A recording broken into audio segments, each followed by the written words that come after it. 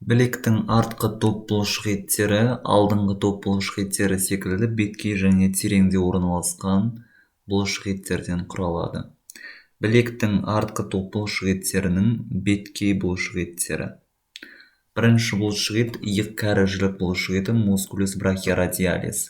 Ол иықтың үшбасты бұлшық еті мускулюс трицепс брахидің ұзын басымен мускулюс брахиалис иық бұлшық етінің аралығында орналасатын болып саналады. Тоқпаншіліктің дистальды бөлігінің латеральды қырынан және бұлшық ет аралық латеральды табақшадан, яғни септум интермускулярис латералистен бастау алатын болып саналады.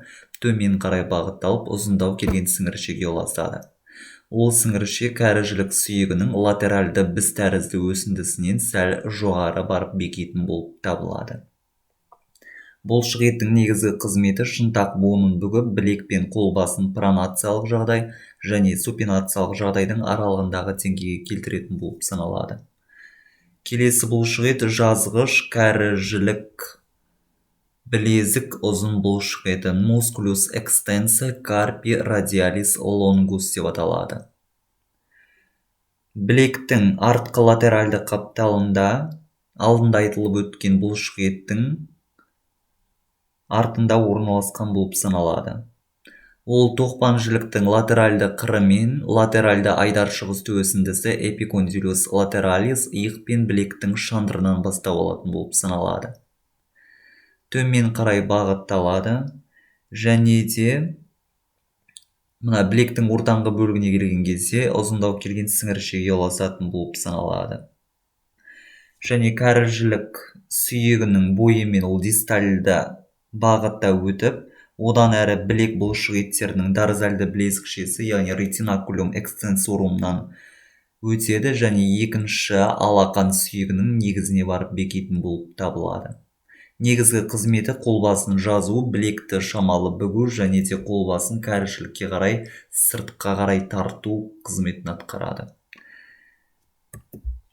Жазғыш білезік кәрі жілік қысқа бұлшық еті мускулюс экстенсор карпи радиалис бревис деп аталады. Ол тоқпан жіліктің латеральды айдаршық үсті өсіндісі эпикондилюс латералис коллатеральды кәрі жілік байламынан лигаментум коллатерали радиали және білек шандырынан бастау алатын болып саналады. Төмен бағытта өтіп, үшінші алақан сүйегінің негізінің дорзальды бетіне барып бекитін болып табылады. Негізгі қызметі қолбасын жазу және сыртқа қарай айналдыру қызметін атқарады. Саусақтарды жазғыш бұлшық ет мускулюс экстенсор дегиторум деп аталады. Ол тоқпан жіліктің латеральды айдаршық үсті өсіндісінен және білектің шандырлы қабықшасынан бастау алатын болып саналады. Бұлшық ет төмен қарай бағытталады және кәрі жілік білезік буынының тұсында 4 сіңіршеге ұласатын болып саналады.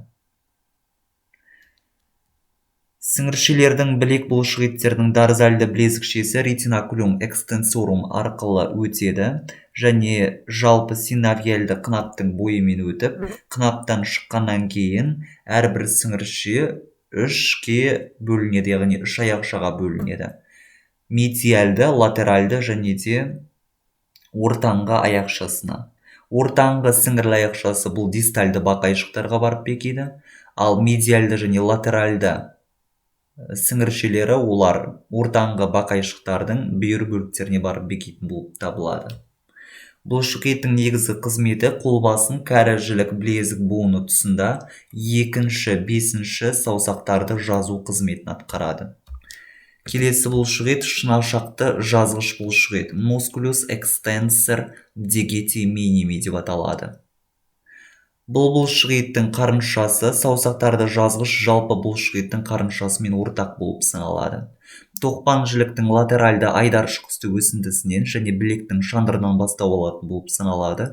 Төмен қарай бағытталады және де бұлшық ет жіңішкелеу келген сіңіршеге ұласады. Ол ретинакулум экстенсорумнан өткеннен кейін шынашақтың аралық және де дистальды бақайшығының негізінің дорзальды бетіне барып бекитін болып саналады. Негізгі қызметі шынашақты жазу. жазғыш білезік шынтақ жілік бұлшық еті мускулюс экстенсор карпи ульнарис деп аталады. Ол тоқпан жіліктің латеральды айдаршық үсті өсіндісінен, шынтақ жілік сүйегінің проксимальды бөлігінің дарзальды бетінен және шынтақ буын қапшығынан бастау алатын болып саналады. Төмен қарай бағытталады және бұл бұлшық еттің сіңіршесі шынтақ жілік сүйегі бойымен төмен қарай өтіп, сіңіршелері дарзальды білезікшенің астымен өзіндік синовиальды қынаптың ішімен өтіп, 5-ші алақан сүйегінің негізіне барып бекетінін көріп отырмыз. Негізгі қызметі қолбасын жазу, шынтақ жілік сүйегіне қарай мына қолбасын тарту қызметін атқарады.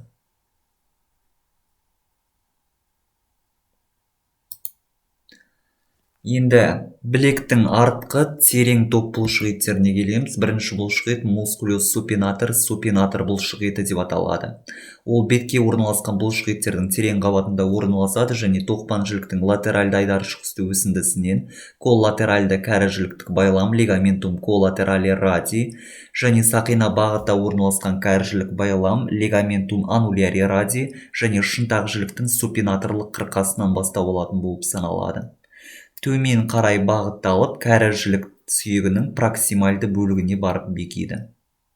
Негізгі қызметі білекті сыртқа қарай бұру немесе пронациялау болып саналады.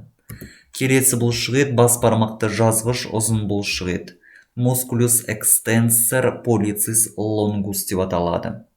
Ол кәрі жілік сүйегінің артқы бетінің ортаңғы бөлігінен бастау алатын болып саналады және төмен қарай бағытталып сіңіршеге ұласатын болып саналады.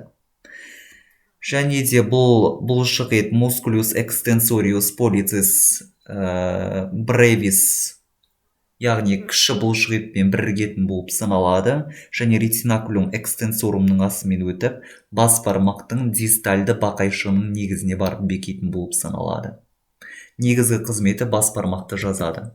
Бас бармақты алшақтатқыш ұзын бұлшық ет Musculus abductor pollicis longus, бұны қарастырған кезде біз қысқа бұлшық ет Musculus abductor pollicis brevis пен бірге қарастырамыз, себебі олар өте жақын орналасқан бұлшық еттер болып табылады. Олар кәрі жілік пен шынтақ жіліктің артқы бетінен және сүйек аралық жарақтан бастау алатын болып саналады және төмен қарай бағытталады. Бас бармақты алшақтатқыш ұзын бұлшық ет ол бірінші алақан сүйегінің негізіне барып бекитін болып саналады, ал қысқа бұлшық ет бас бармақтың проксимальды бақайшығының негізіне барып бекиді. Негізгі қызметі бұл бұлшық еттердің бас бармақты сыртқа қарай жазып алшақтату болып табылады. Және ең соңғы бұлшық ет сұқ саусақты жазғыш бұлшық ет Musculus extensor indicis деп аталады. Ол бұлшық ет шынтақ жілік сүйегінің дистальды бөлігінің артқы бетінен бастау алатын болып саналады және төмен қарай бағытталып сіңіршеге ұласады. Ол сіңірше сұқ саусақтың проксимальды бақайшығының негізіне барып бекитін болып саналады. Негізгі қызметі сұқ саусақты жазу болып табылады.